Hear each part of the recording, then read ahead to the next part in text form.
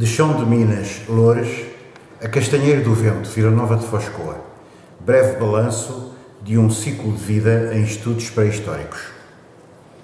Em memória do meu primeiro mestre em arqueologia, democrata, homem livre, que me deu a autoestima indispensável para o arranque, Dr. Eduardo da Cunha Serrão, 1906-1991. Comunicação apresentada ao 2º Congresso da Associação dos Arqueólogos Portugueses, novembro de 2017, Lisboa. O presente balanço dá seguimento a outros que já tenho realizado ao longo do tempo. Este visa, de novo, rever o meu trajeto de estudo, de forma obrigatoriamente breve, mas baseado na ideia de que passado, presente e futuro são três modalidades interligadas dialeticamente do mesmo. E esse mesmo resulta da nossa consciência espontânea, empírica do tempo, muito formatada pela tradição ocidental cristã.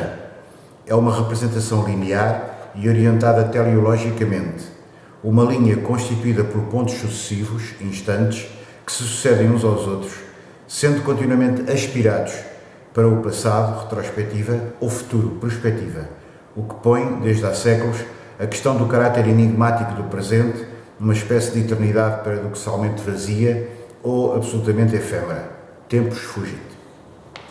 Mas afinal é cada momento, cada presente, que permite criar retrospectivamente o seu passado, individual ou coletivo, não apenas por uma variação de perspectiva ou amadurecimento de experiência em relação a uma realidade feita, acontecida, mas mais objetivamente porque cada momento, como Hegel entendeu, estabelece de facto, de modo retrospectivo, as suas próprias causas ou antecedentes, só assim podendo romper-se com a referida visão linear do tempo, da periodização e da causalidade histórica, que são afinal produtos do senso comum assumidos como naturais.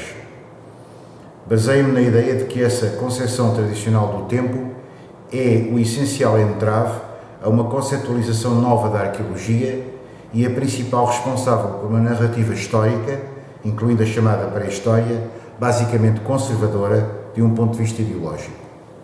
Por exemplo, a necessidade que temos de periodizar, de dividir esse tempo linear em períodos, épocas, fases, horizontes, etc., mostra no fundo um desejo de estancar a história, pressupondo que, apesar do constante devir, lá de o rei, existe algo de igual a si mesmo que permanece entre duas balizas do mesmo período, algo que faz dele um compartimento histórico, o qual depois podemos preencher com dados e narrativas. Um pensamento, afinal, anti-histórico, esse.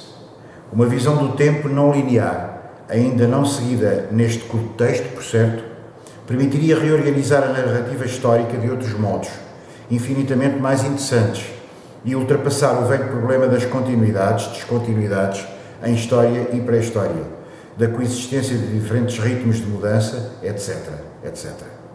Enfim, também aqui seria precisa uma revolução, no sentido mais profundo do termo, não uma simples mudança de forças, mas uma mudança na própria lógica que orquestra as forças. Dela depende o futuro da humanidade e do planeta.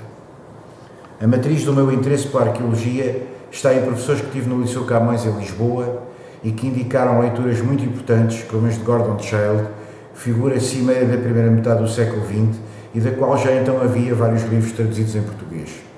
Depois, conheci pessoalmente Eduardo da Cunha Serrão, que foi decisivo na confiança pessoal que me instilou e na ideia de que é fundamental sempre publicar os resultados das nossas pesquisas, tão rigorosamente quanto possível. Essa é mesmo uma obrigação ética, marcando também a diferença entre o tendencialmente amador e o tendencialmente profissional.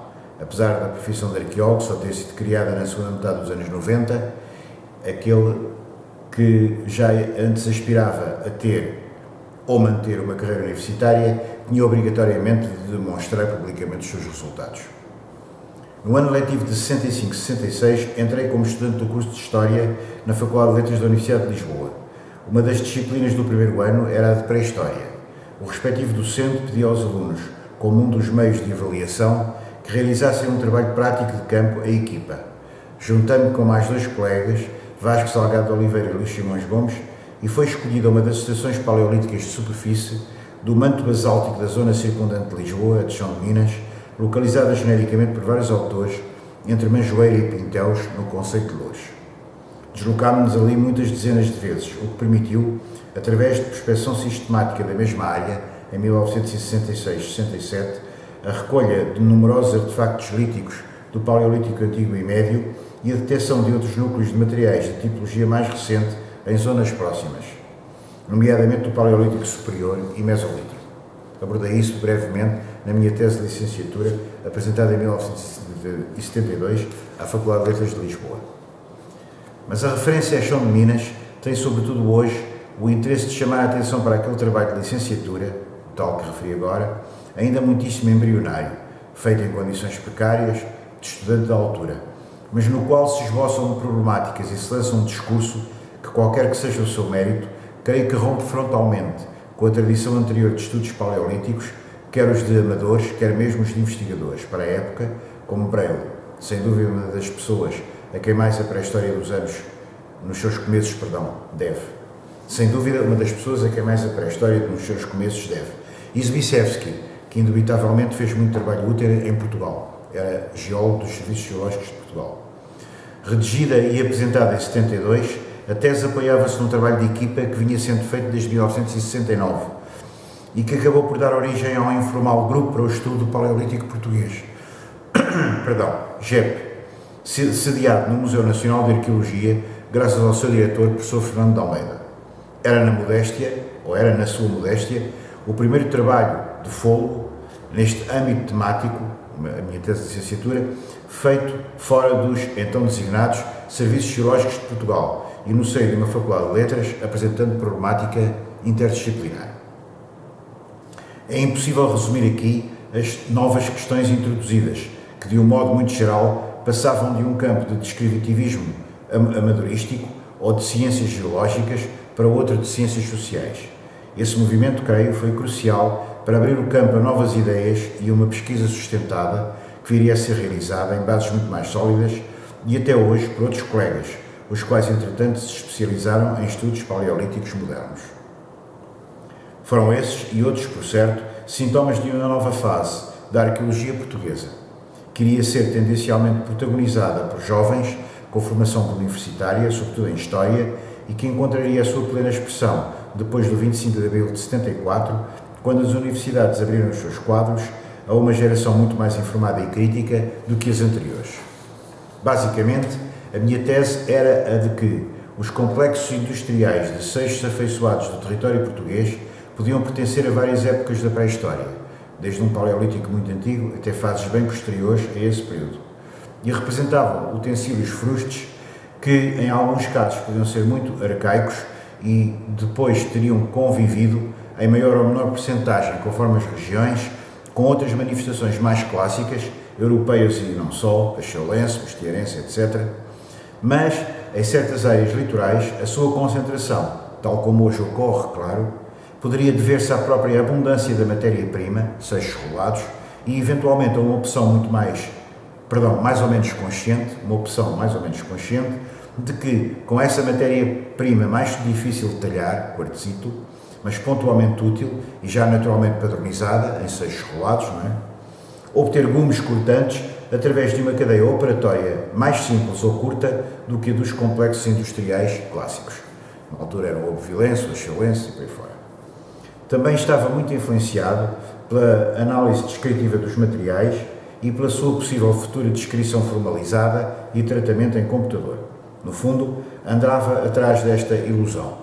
Tentar encontrar nos objetos mais simples feitos pela mão humana o missing link, ou se quisermos o grau mínimo da artificialidade técnico-cultural, que começaria por selecionar um objeto já pré-fabricado, rolado pelo mar, pela natureza, pelas ações naturais.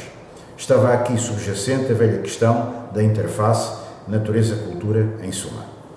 Aliás, em todas as minhas pesquisas, esteve sempre mais ou menos claro para mim que pretendia pensar, por via da prática arqueológica, questões cruciais das ciências sociais e humanas e da filosofia, embora de princípio, e talvez ainda hoje, muito embrionariamente concebidas.